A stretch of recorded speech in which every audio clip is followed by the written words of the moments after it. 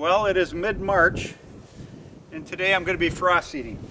So I've got my spreader here, and inside that I've got a mix of different clovers. I've got a few annual clovers.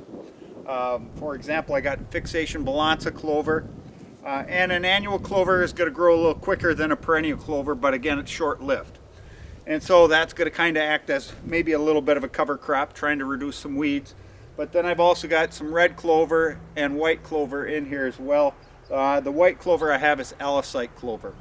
But my thought today is around these apple trees, and I've got a grove of apple trees here, and you can see some back in the distance where the snow still is. I'm just going to frost seed or walk around and lightly spread this clover.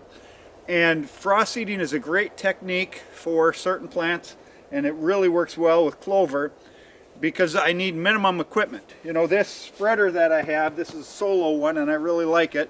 I like the hard shell because when I go to pour seed in and stuff as compared to the bag, it stays upright better. So I don't have the spills that I've had in the past with the bag spreaders. Bag spreaders can work, and especially if you have two people, it's not a big issue. But anyway, I've been happy with this.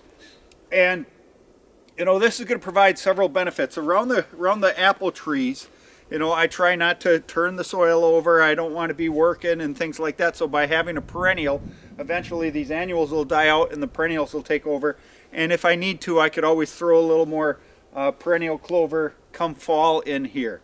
But they'll reduce the weed competition, which is good, and provide a little more biodiversity besides, you know, the regular food plot by having clover here.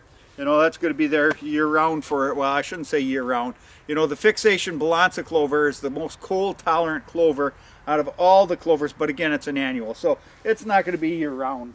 But it is going to provide it, you know, through the deer season, and then it's going to be back come springtime. Now, you know, clover doesn't jump back nearly as quick in the spring as something like winter rye.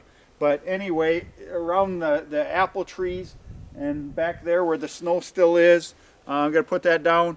And generally when you're going to do some frost seeding, you want to go at a little higher rate, maybe 125%, just because you're not going to get, you know, as good a germination necessarily.